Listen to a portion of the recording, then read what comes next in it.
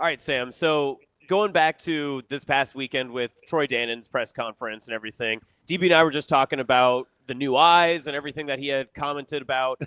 I was curious just because I've started to hear more of a trend, whether it's, DB brought up how we've heard from Matt Rhule at Big Ten Media Days, how we've heard some of the offseason press conferences from Fred Hoiberg and some of the other coaches just in general circumstance. I thought Troy wrapped up everything really well into a nice, neat little Nebraska bow where it sounded like everything is kind of flowing in the same motion. Everyone is rowing the boat in the same direction. When was the last time that you got that same impression from the Nebraska athletic director down to almost all of the coaches of the major sports across Nebraska athletics? Oh, again, I think, and Damon knows this, I think Trev Alberts did a pretty good job. So I don't think that Troy is now, again, obviously Scott Frost was Trev Alberts' first football coach, so there may not have been total alignment. Yeah, the reason Trev's not going to get credit in that discussion is because his number one hire was never in agreement with him. You mean Frost? No, I mean Frost. Right. He didn't hire Frost. Well, I agree. Do you know why I say he did? Because he had that tough year where he was maybe going to keep him, maybe he wasn't. He decided to. So, in essence, that's a hire. Right. Yeah, I guess. I mean, that's for me. Yeah, I get it. So yeah, I mean, I think the alignment's important. We've talked about it. I think everybody's clear on what's going to happen. What I would say about Dannon that's good and strong about him as an AD is that, he's kind of experienced the full spectrum of administration. So like he understands what it's like as a very small school or a small sport coach. Like he gets it because he was the guy that was, unfolding the tables and, working state tournaments and having to do all those small things. So like he knows coaches from the tiniest towns in Iowa, that kind of stuff. So like he gets it from that perspective. The other thing though, is that he really understands the whale. He does. He's got a skill set there. He's really, really good with big money boosters. He's really good with big profile coaches. Like he's got a talent there. And Rhule is kind of down to earth, so he's not necessarily, head in the clouds kind of guy, but Dannon's got a skill. He's got a skill set with big sport coaches too. That is rare, and the boosters like him. And I don't know that, I don't know that everybody liked Trev. I did, but I can understand where he would be a little bit challenging for some people. You know what I like, because you mentioned with Coach Rhule and being down to earth. One of the cool things about Coach Rhule is if you're going to be engaging or get him engaged in a conversation, and it's going to have substance, right? I.e. fiscal savvy or settlement hearing or whatever, you can't BS him. So if Dannon and Coach Rhule are going to be on the same page, and that Coach Rhule is going to be he's going to look under every rock, he's going to check every turn, every stone. If you can't match that, you can't hold his attention, right? You're just going to be a necessary evil. So the fact that I think he can have those conversations with Dannon on a higher level, there's the mutual respect there that I think it means a ton in terms of their work compatibility, if you know what I mean.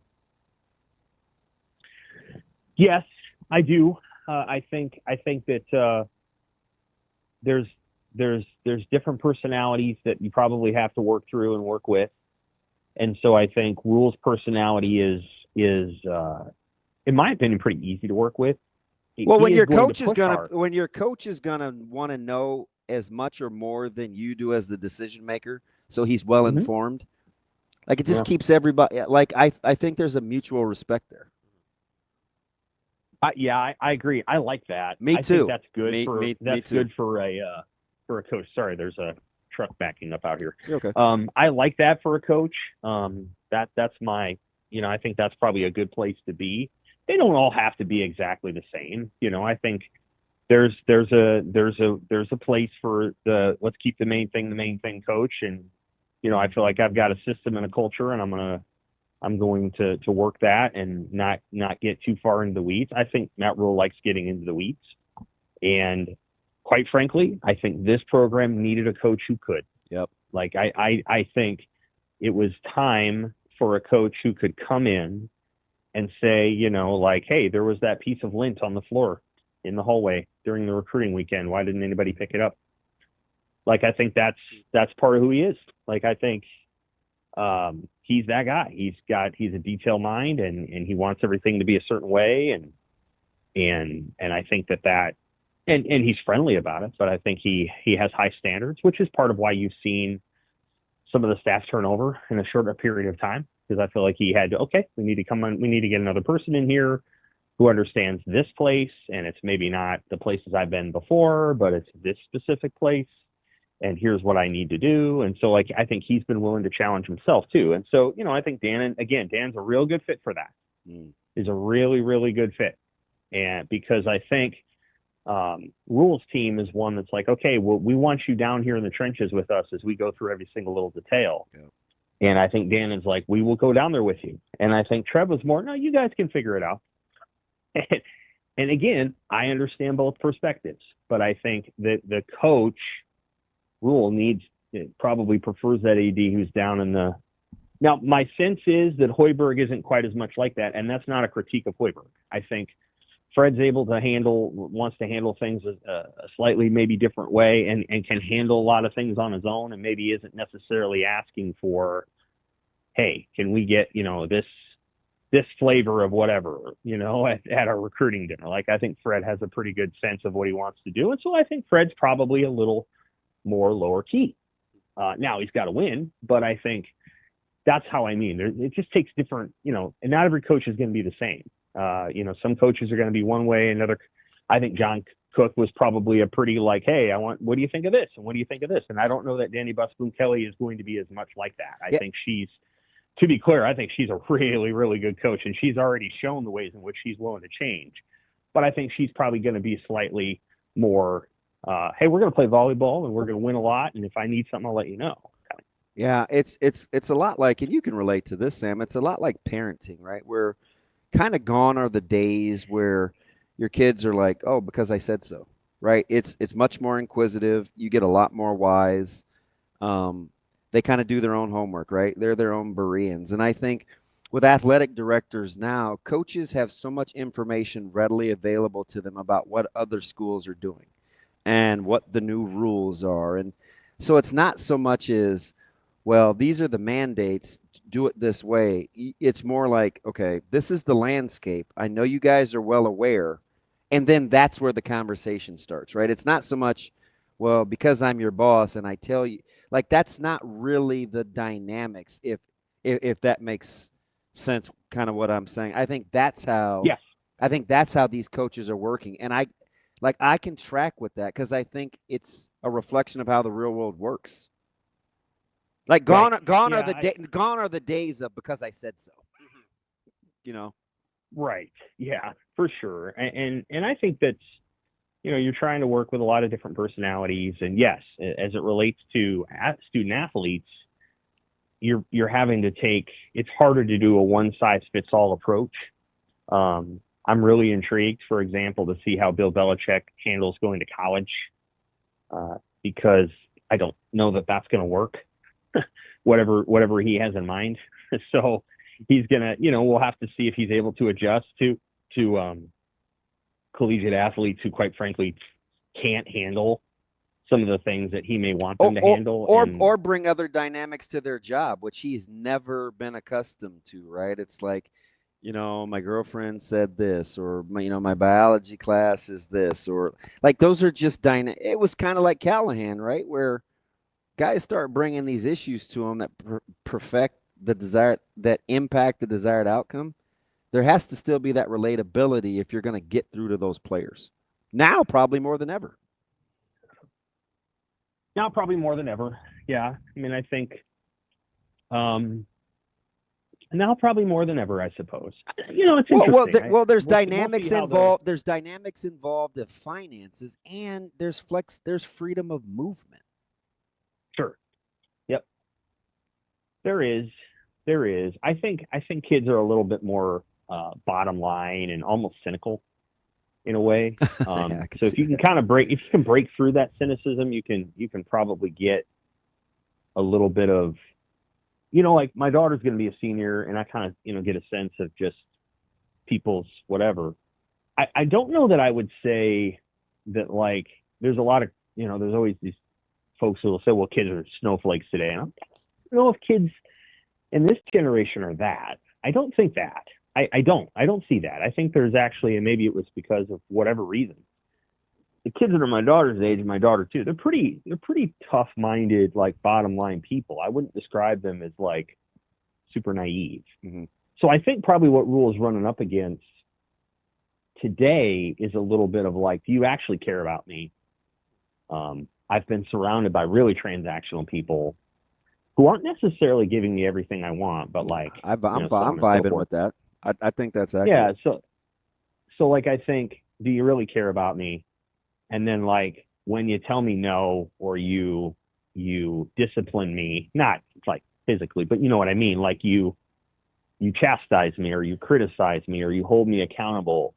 Can I stay in there because I know that you care? And that's where he's winning. That's where he's winning. That's the part that I really, really admire about Coach Rhule, because especially now that I think he trusts his coordinators. Let me know what you think about this, Sam. That that you get a Holgerson type, and you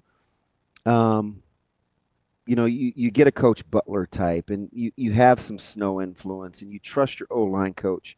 He's free to individually put his fingerprints on wherever or whatever or whomever he wants to, with exactly what you're talking about. Year one, it was, hey, I've been here. I've done this. I've been to the pro level. Like, why would you want to fight me? Like, why do you want to argue with me as a player? Mm-hmm. To now, it's like, oh, I've got some cachet now. I've helped you guys weather the storm. Okay. Now we know as players, we don't always need him to tell us why we do it. We now have an understanding of why we do it. You know what I mean? I think that's the key. Yes. Yeah, I think so. And I think there's a why factor there that, again, I think kids can understand the why. It's more, well, I don't like, I do or I don't like the why. And, beyond that, like, here's how I intend to resolve that. Like, and so I think more what happens is there's a little bit of like, kids want to kind of sort of self-style it like it's an a la carte way of going about things. And I think kids probably realize pretty quickly that, like, you're not going to get everything you want. And so you got to try to find somebody who you trust, and maybe they don't agree with everything you agree with, but you relatively trust them. And I think that's probably part of the challenge today. So, like, the thing that I get a lot from, like, kids my daughter's age and a little bit younger is just skepticism of, like, are you an authentic person? Or are you kind of giving me a line? Or not so much. Like, I think there was probably a generation, I don't know, 10 year. It's right older than them. It's the high 20s, right. Whatever that is. Right. They were like, hey, yeah, give me a line. Tell me whatever. I want to hear it because I want to hear you agree with me. Yep.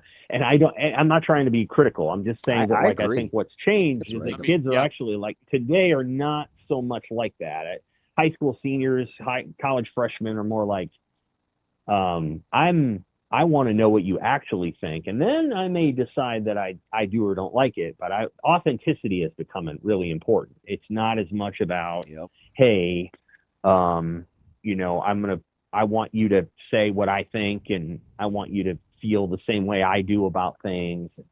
It's not like that anymore. I think people are more willing. Kids are today, or those high school seniors, college freshmen, are more willing to have a give and take or disagree, or it's not because I said so, but it's like, I want to know who you really are. And then I want to know if you care about me, even if I don't agree with you or I question you. That's it's a little bit different, and I do think Rhule's good. That's incredible because not only do I think that's the AD coach relationship, Sam, what you're describing is what I'm fascinated about with watching this staff work together because I think it's a lot of what you're saying. I mean, why else would Coach Holgorsen be here with Coach Rhule if it wasn't about what you're describing right now? It's absolutely Coach Rhule's authenticity in what he asked of Dana and like what the blueprint was. Like you're not going to get Coach Snow to hop on board if he doesn't think that as good of friends as they are. He told him no once before, right? Yeah. You think it's not about the authenticity?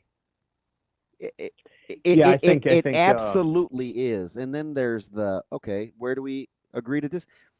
Coach Eckler will tell you during the interview with Coach Rhule, like that was what you're describing is huge in terms of authenticity. Yeah. And Holgorsen's that. So that's a good thing about him. And he has a very important job. He really does. You know, he's in some ways he's like the second head coach. So hopefully he's ready to crank up that offense and get it going. You know, if he is, then I think they could have a really big season. All right, Sam. So just you talking about just the authenticity in the coaching, the staff from the top down. How does that bleed then into the players on the field, right? Because that's one of the keys of the year 3 with Rhule is that you had the guys that have grown up a little bit more and they've taken their lumps, and they definitely did a couple of times last year. But does that new blood of authenticity, the authentic leadership that you're kind of talking about, the DB's mentioning, does that lead into more player leadership that they're able to, I guess, just control that environment in their own locker room a little bit more just with themselves, and it doesn't have to come from Rhule as often? Maybe. You know, that's the goal, I think. Yeah. I don't know. It's contingent. I mean, so many of those variables are contingent upon success and contingent upon like a lot of different things. I'll say this.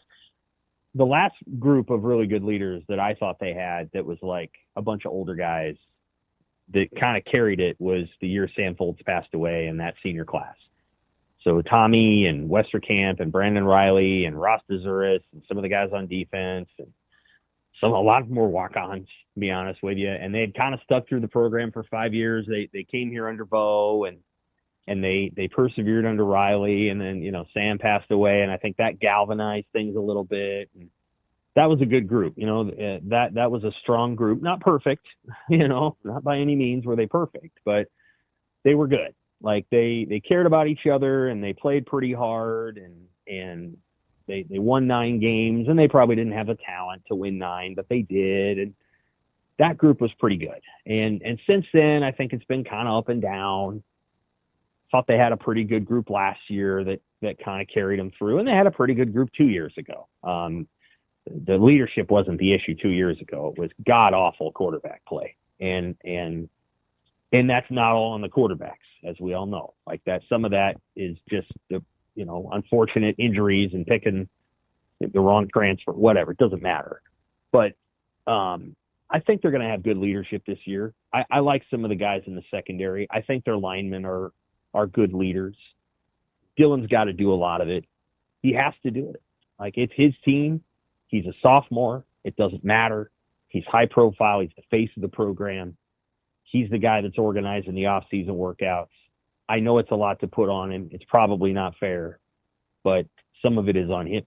Like, he's got to, in those moments when it's really hard, and they're going to have those, they're going to go 3 drives, 3 and out, or they're going to go 3 drives, fumble, 3 and out, interception. That's going to happen this season because, the team is human. He's got to be able to be the one that brings them back together. You can say it's a lineman. Sure. Can Henry Lutovsky get in a huddle and go, come on, guys? Yes, of course. Can Emmett Johnson do that? He can. Can Dane Key say, hey, let me draw on my experiences in the SEC? Of course. But when the program's been really good, it tracks to the quarterback. It really does. It's not perfect. It's not 1-to-1.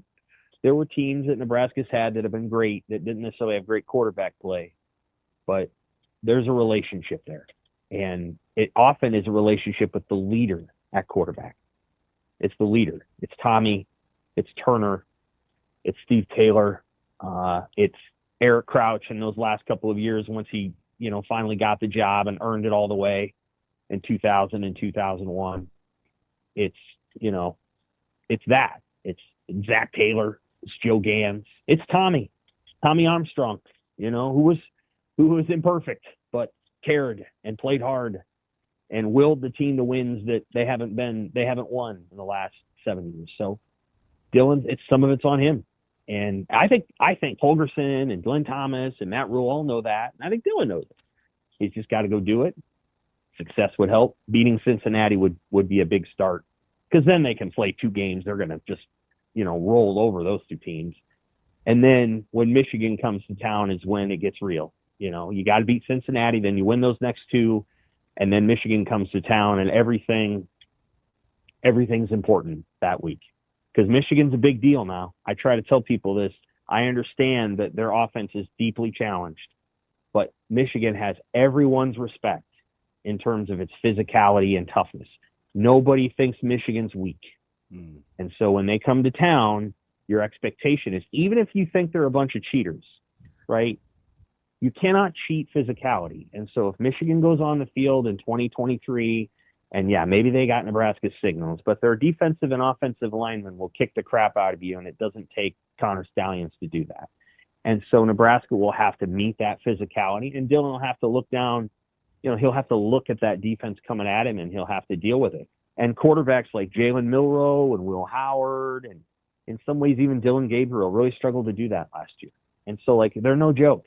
And their defensive coordinator is no joke. He's an incredible coordinator. And so, it'll get real in that 4th week, and that's when Dylan will probably have to pull on the reserves of leadership and say, this is the week when I have to have everything together, and I got to be ready to roll, because it's going to test me like few games have. I agree with you on Michigan. I think that's why they do get the benefit of the doubt this year. It's because their standard is definitely the standard. It is the level of physicality and discipline. Although the NCAA may just be getting ready to hammer them, so I can't wait to see what happens there.